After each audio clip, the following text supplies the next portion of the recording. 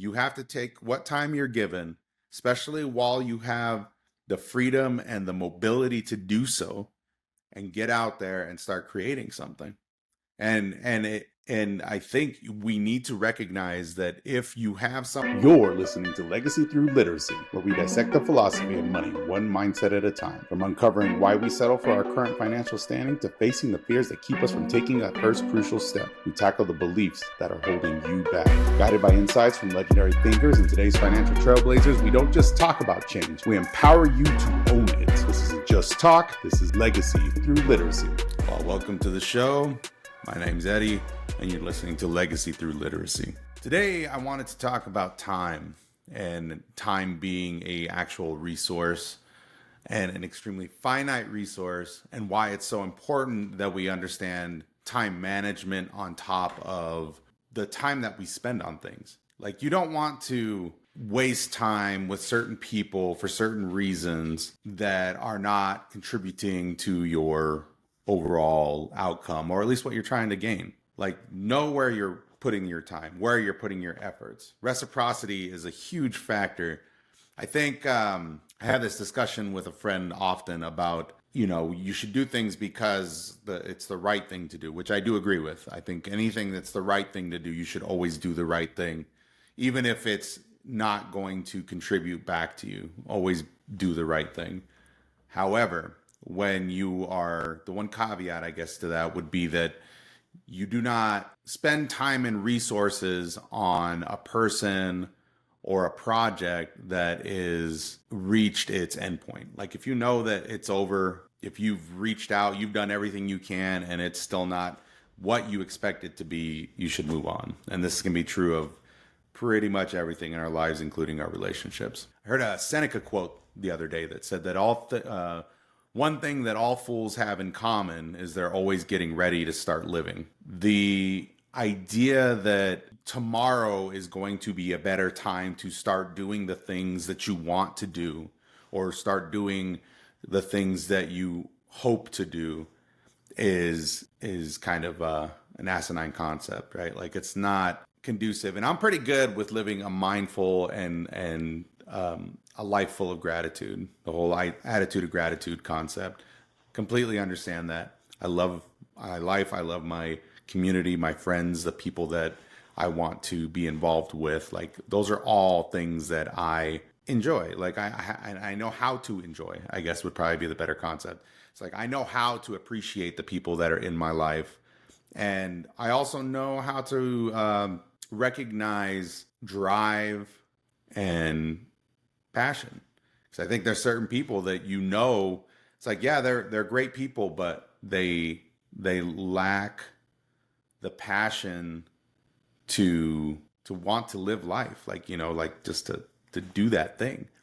And I think anybody that's an entrepreneurial kind of mindset, I don't know why I struggle with that word so much, entrepreneurial mindset, is that they understand that they have to try. Like, we recognize when things are slow or we're not doing the right thing, business gets slow, right? The thing that you're doing every day, if you're telling yourself that you want to contribute to this project, to this goal, and you do not do that, every step that you take is not involved in what you're trying to create, then intrinsically, that you are failing. You know this. Like, I don't think anybody needs to tell anybody that's ever tried to commit to a project or commit to a hobby or anything. It's like, there's no complication that I don't believe the human mind and body can overcome outside of like mental confrontations. Like, obviously, physical confrontations, different thing. Disabilities, different concepts. I'm talking about just the mental mindset of discipline and utilizing your time to its utmost efficiency.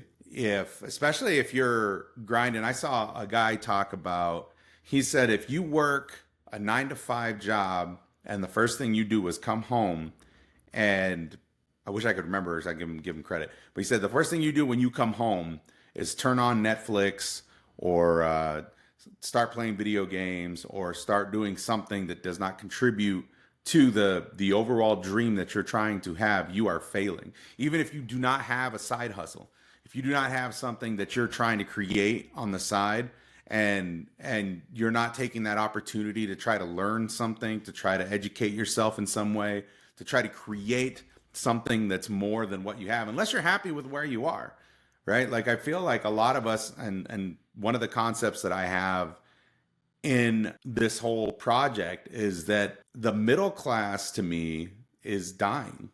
It is dying, and you're seeing it. And right now the tax code favors the business class. It favors the entrepreneur. It favors the business owner. And it's a whole different podcast to talk about bureaucracy and politics, but the general gist of our society, at least in America, is that the workers are consistently getting beat on over and over and over again. And there is not a lot of movement in trying to assist those workers in trying to live or have a better life. So if you're not, I was talking to my kids about this the other day. I don't think, I used to work 120 hours a week on average, 115 to 120 hours a week when I worked in the oil patch, and completely exhausted. So obviously when you're done with the day, you don't want to do anything else. Like there's no, there were some guys, there was a, shout out if you, I think he has a Facebook page and an Instagram called FracFit. That dude, oh my goodness, that guy, he's a beast on another level, and he's a little older than me too. So he's like, I definitely strive to have his drive, but he used to tell me like he would work out. So we'd work a 16-hour day, and he'd come back to the hotel or the man camp where we were at, and he would sit down, and he would just stare at his shoes. Like he had swapped to his tennis shoes, and he's just staring at his shoes. And he'd sit there for probably about 5-10 minutes. And I'm like, well, what do you do it? And he goes, I just don't want to do it today. He goes, but I got to do it. He goes, I just got to tell myself I got to do it. So he worked out. He had a workout every day. He set up what he was doing, and he did it every single day. And he's definitely a specimen, the masculine specimen of a very fit and driven individual. I mean, that guy, people like that is where you want to strive to be at, to where every moment is a contributing factor in the things you want to accomplish. And I think there's a lot that we can do if we don't feel like we're where we want to be.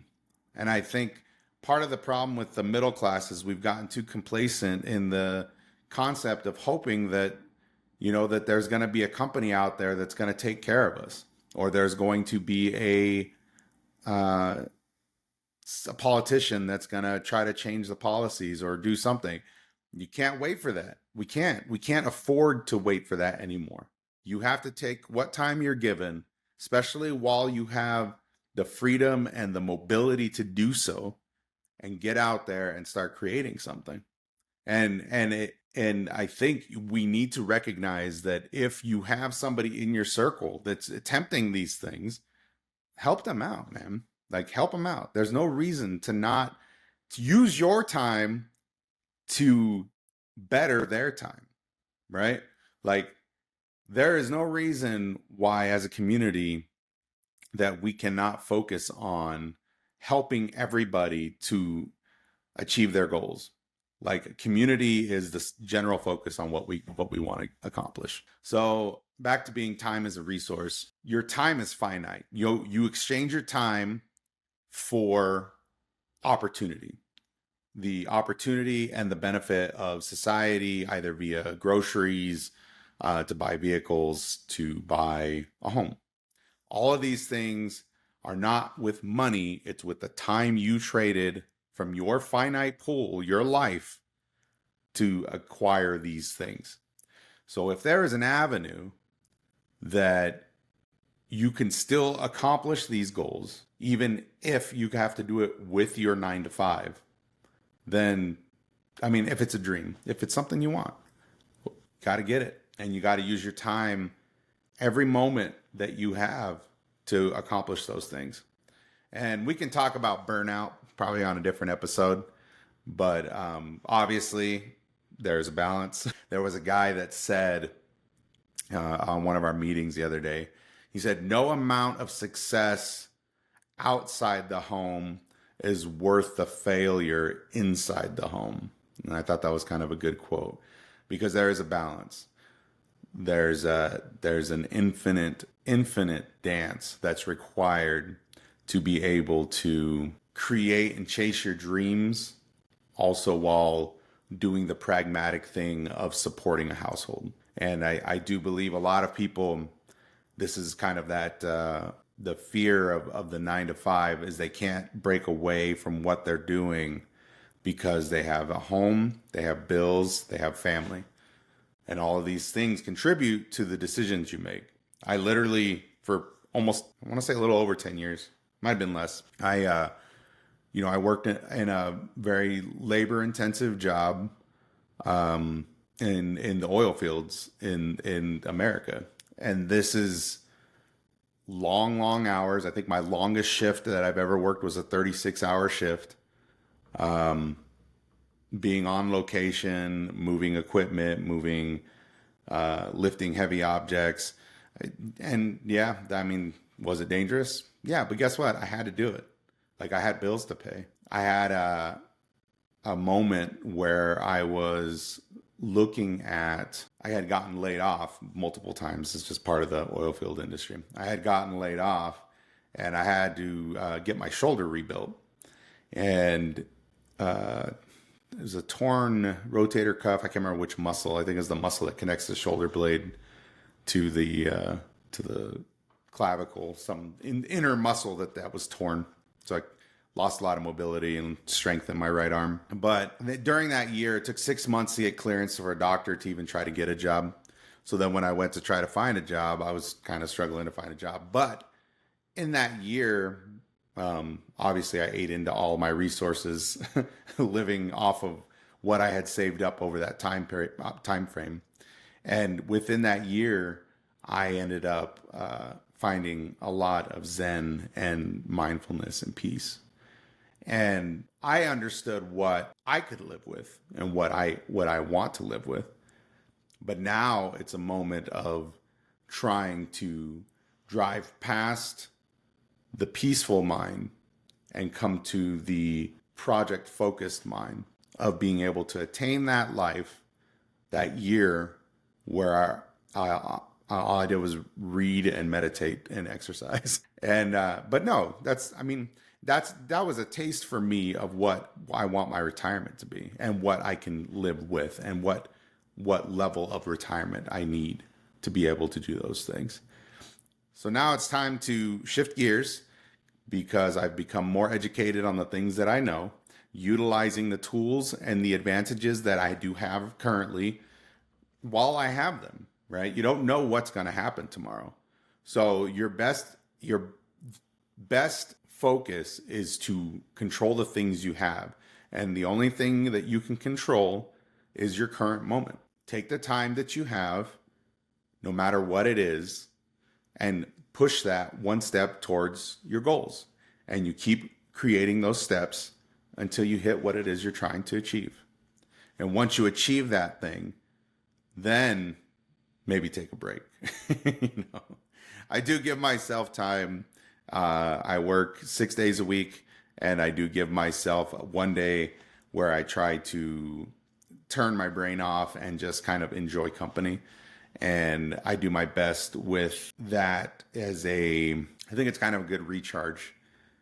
Just to kind of step away. If you've ever tried to play an instrument or if you're a musician of any kind, when you're learning a new song, at least one of the methods I've used is you walk away from the process, and then if you're struggling with it, walk away, step away from it for 24 hours, come back to it. Usually you find it to be a lot easier the second go round.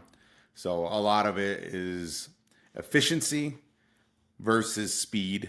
I don't like speed. I believe speed will come with efficiency. The better you get at something, the more repetitious it becomes, the more efficient you'll get, and the speed will come with it.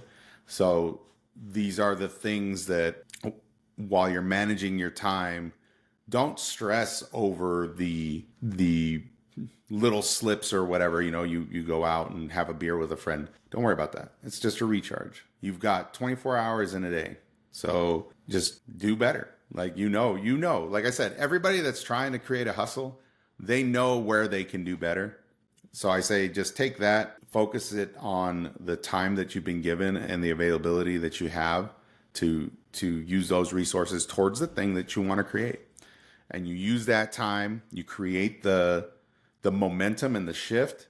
And hopefully, one of the best quotes that I heard was, your job is not to drag the world kicking and screaming into enlightenment. Your job is to do your work, and those with the eyes to see and the ears to hear will recognize that you are one of them. And I honestly can't remember where I saw that, but I think it sticks in my head. It's like, just do your job. Do the thing that you want to do. Create your purpose. Do your work. And you will see the people start to kind of come out of the woodworks, or you'll notice friends that you've been friends with for a long time that maybe it just didn't click, and that maybe they're waiting for you to make the move. Maybe they need somebody to take that first step to show them that it is a possibility. So are you that person? You never know till you try, right? So make sure you take a look at our social medias. My name's Eddie. I work with Logos Financial Literacy. It's a LLC focused around life insurance. I have our Pod Mentor Space people, our editors. This is a Pod Mentor Space program. So shout out to them. Thank them for everything. And appreciate you for listening. And I hope that you found a couple of good nuggets on this one.